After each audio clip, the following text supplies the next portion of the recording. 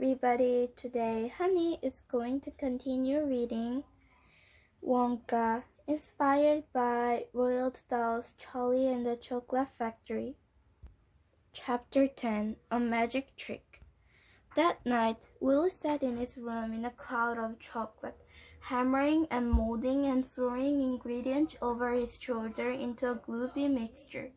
He was more determined than ever to share his chocolate with the world. He couldn't let some crooks stop him, and more importantly, he couldn't let poor Noodle down. The mixture was soon ready, and he walked to the window, squeezed his head through the bars, and whispered, "Psst, Noodle!" Immediately a light flicked on the window next door, to the left of Willie's. "What's that, Willie?" she said sleepily. He swung a line of rope across to her. "Watch out! Catch!" Noodle's hand shot out and caught it with his. "Good catch," Willie whispered. Then he grabbed the basket and threaded the candle through the rope and sent it across. "Now look at inside," he said, craning his neck to watch Noodle. She pulled a jar of chocolate from the basket. They were so fresh and still so warm that they steamed up in the jar. She tilted it up and down, trying to see what was inside. "Your wages," Willie said, "a lifetime supply of chocolate. Remember?" Noodle smiled. "You didn't have to do that." "Nonsense! I gave you my word."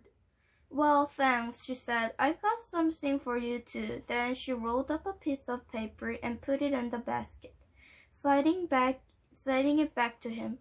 "For me?" Willie said, the gesture catching him off guard. The basket hit the window and he fished out a little rips of paper.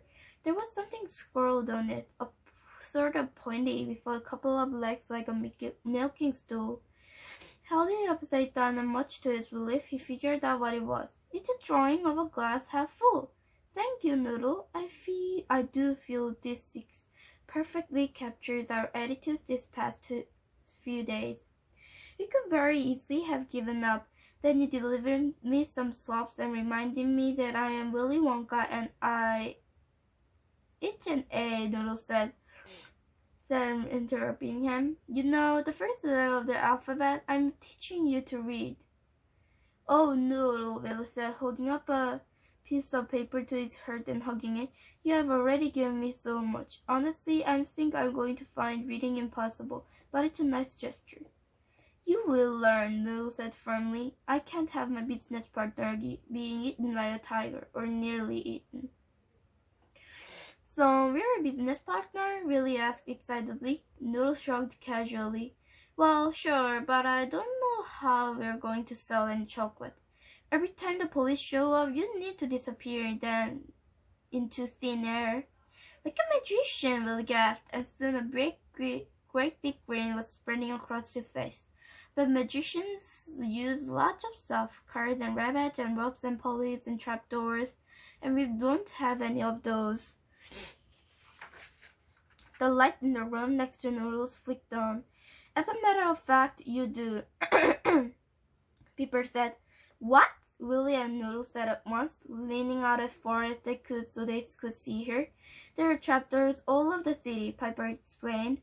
"They're called storm drains. I'd be happy to show you around. If you cut me into the action." Willie felt a flurry of excitement. "Are you sure, Piper?" "You'd be at great risk." Piper rolled her eyes. "Listen. One day I was at Slogworth's installing a coffee machine, and this old drifter came by and asked me for a cup. I gave him one, and Slogworth threw me. He had me fired. I ended up there, so yeah, you'd better believe I want to stick to the hurdle." "Okay then," Willie said with a grin. "Welcome to the team." And then he threw Pepper a chocolate. That's some good chocolate," Pepper said. "For that, maybe I'll even show you the storm drain I don't show anybody." The light flicked on to the room next to Pepper's. "Hey," came Mary's voice. "If you're recruiting, you can cut me in. I don't have any practical skills, but I can talk like I'm underwater." "Blue girly bubble glug. I'm underwater. Blurp, blurp." Willie clapped. "I'm transported, Larry. Really, I was. You're in. And if you need someone to handle Communications, I'm your man, came a voice in the darkness. They all froze, and there was a long pause. Lottie Noodles finally said, I didn't know she could speak. People cried as she all leaned out their windows to see if it was really Lottie. Why are you all staring at me? Lottie said. I thought you were a mime, Larry said. A very good mime. No, just quiet, Lottie said with a shrug. Back then I worked at the telephone exchange. I was quite a chatterbox since I came here. I haven't had much to shout about. That's all going to change, Willie cheered. The light in the room next to Lotus flickered on. I'm sorry to pour old water on this one, came Abacus's voice, but if Mrs. Grubbit catches you trying to escape, she'll add 5,000 sovereigns to each of your bills. So just think about that before getting involved in the harebrained scheme. But it's not harebrained, Abacus, Noodles was protested. And may I remind you, there's a lot of work to be done in the washhouse, he went on. I actually had an idea who could free up your time to join us, Willie said. Oh, come on, Abacus, Noodle said, and she loved the chocolate in its direction. Willie's chocolates are incredible. Try one. Abacus caught it and popped it into his mouth. It's very kind of you, Noodle, but I don't care how good the chocolates are. He froze, and his eyes widened with wonder. When do we start? Chapter 11. You've never had a chocolate like this. The very next day, they put their plan into action. As soon as the sun rose in the watery sky, the city square came alive with activity. Noodle was there in the middle of all with her cart, and the others climbed out of their laundry sacks and assumed their positions. Piper ran down the alleyway. Larry stood on watch at one end of the square, and Lottie at the other. Abacus was in charge of the payment jar, and Noodle kept watch by Willie. He was barely recognizable in a disguise of black trousers and a white shirt. He held a serving tray as he were a waiter, and one by one he built a little pile of chocolate on top of it. No one was paying him the slightest bit of attention, and Willie couldn't help but hop about in the snow. The freedom of being in disguise and in the suspense of what was about to come and was making him to break into dance. Next to them, cart owners were organizing their wires for the day, stacking vegetables and perfume bottles and all sorts of other things. The flower stall owner, however, was having a very different morning than the rest of them. Billy immediately noticed what was going on and slided closer as a man of knee raised a ring up to her cold, his cold, doughy hands wobbly, thoroughly unprepared for the moment. Oh, I don't know, Collins, the snow owner said. You're a lovely man and all, but I'm looking for someone to swim me off my feet, with me of a life adventure. Could that be you? No, Barbara, Collins said. Barbara's face fell. Oh, she said, that's a shame. Not my current lack of self-confidence. I'm afraid, Collins said, and she got up and dusted the snow off her knees. I'd bet be off. But Colin, Barbara stammered. I'm sorry to have wasted your time, Barbara. Taxi! She stuck out an arm to hail one, but the driver carried on as he didn't notice him at all. The car's tires skidded through a puddle, splattering Colin in a thick coating of snow and mud. Willie moved closer and plucked a perfect macaroon from its tray. It was patterned like a giraffe and topped with little ears. Colin sniffed it with great suspicion. He took a cautious bite of macaron, and instantly he stood taller with a newfound confidence. Then he began to dance. In seconds, a crowd was upon him. Chocolate for all! Willie shouted as she waved their money at him. Suddenly a whistle sounded. Willie turned to the where Noodle was keeping watch by the fountain. She whistled again and pointed frankly down a side street. Willie's heart sank as he saw the chef and his officers rounding the corner and charging towards them. Quick as a flash, Willie turned and ran down the alleyway. I've never had chocolate like this, came Colin's cry of joy behind him. Willie picked up his speed, racing fast to where Pepper was waiting up ahead. She was sweating and her muscles were aching as she held up the heavy manhole cover. "You're trapped there, Mr. Magician," she joked as Willie slid past her and dropped down into the storm drains. He looked up to see Pipper inching the clover back into place. The sound of scraping metal was soon replaced with silence as the last silver of daylight disappeared and it was submerged into darkness. Within minutes she could hear the thundering footsteps of the police above. They ground to her heart. "You mean you seen a man about, yeah, hi, probably acting oddly and singing about chocolate?" came a muffled sound of the chef's voice. "No, sounds like I'm someone I remember seeing," Billy heard Pepper reply, and it made him chuckle. He skidded off through the tunnels, the cheerful splash of the steps echoing around him. It was like a whole other world down there, deep under the ground. As the days passed, the underground passageways became like a home to him. He would skip about with jars of chocolate, tipping his hat to Ratch as he passed by. In fact, Willie was able to get all over town using the storm drain tunnels, and soon he was popping up everywhere. His mysterious appearance were all anyone was talking about. Everyone wanted him to magically materialize next to him. The whole city was desperate for Willie's chocolate. But Willie was becoming increasingly hard to spot, thanks to his many disguises. One day he boarded a tram disguised as a ticket inspector with a boxy bag hat and a matching jacket. He'd prepared a new recipe, all singing and dancing in the ingredients, and wanted to try it out. The fast-moving tram seemed like a sensible place, because if anyone went wrong, the people would be contained inside, hopefully. It was perfect.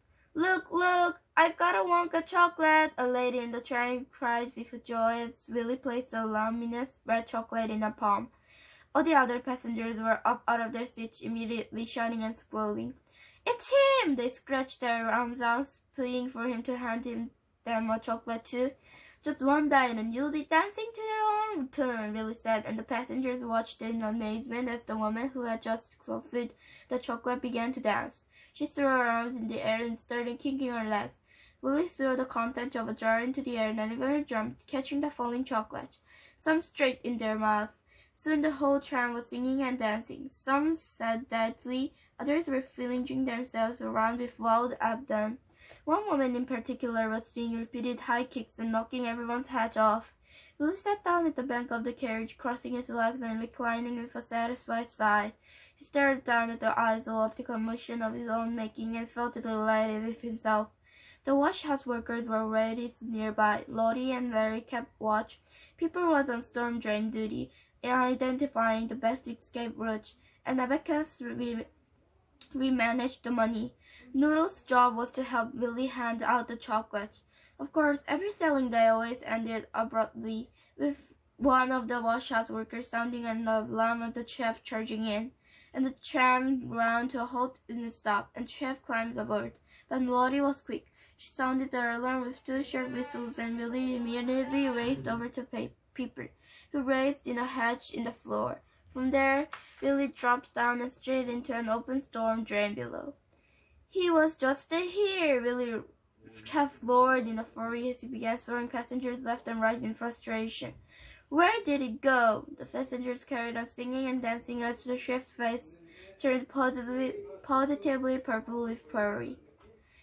It's fair to say the chef was more than a little baffled as to where Willie was disappearing to and exhausted with the constant hunt. On the top of it all, he was having to deal with an increasingly great curdle who was watching their chocolate sales plummet. Another day, Willie emerged from a manhole and started in the barber shop, his hands held aloft.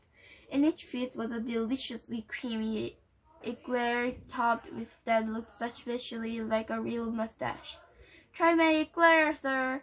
"What's it made of?" a balding customer asked. "Well, chocolate," Will said, "and a single drop of Yeti sweet." "A single drop of Yeti sweet?" the customer cried. "It doesn't sound like a lot," Willie said, "but anything more than a single drop would have more dire consequences." "But a Yeti?" the customer screeched. In the local school playground, Willie saw the spiraled singing switch, which launched the children skyward in an impossible height and then boinged them back down to the ground again with all limbs intact. Willie watched as it disappeared into the clouds, and the squills of delight raining from down him. He smiled. All across town people were singing Willie's praises and talking about his extraordinary chocolates. And all the while Willie skipped through the drains beneath their feet. Though it was dark and dingy and dripping with sewage, he never felt closer to his dream. While during the day of the washout workers steadily sold chocolate, by night Noodle and Willie focused on reading. Every evening she stood over him as he squatted on a child's school chair, his face contorted with confusion. Willie was not the easiest student to teach. Soon, though the group had so much money, the prospect of escaping the hot washouts was looking more and more likely. But one day, while handing out chocolates in the town square, Larry raced them along. The chef was charging across the square, colliding with carts and throwing people out of his way. And the workers scattered, and Willie dived down an alleyway into the storm drain. "They were just here," the chef wailed. He stood there spinning in the square, face squished in confusion. All around him, people danced with chocolate-smeared mouths. And Chef was about ready to explode when something caught his eye. Something glinting by the drain. He got down on falls, so his face was practically touching it. A chocolate, but not just any old chocolate. It was Wonka chocolate, and better still, half of it was scorched under the manhole cover. "Oh, so that's how you're doing it," he said, and a thin smile stretched across his face. He lowered his head and pressed the ear to the ground. The sound of footsteps made him smile even more. Affable. "I want an officer at every storm drain in the city." "Are you sure, sir? Shouldn't we focus on all those unsolved murders?" "No, this is priority," the chef said. "You skip off for now, Mr. Wonka," he said. "You skip off for now." That's the end of the story for today. If you want more stories, please like and subscribe. And then we'll be back with another chapter of Wonka. Bye bye.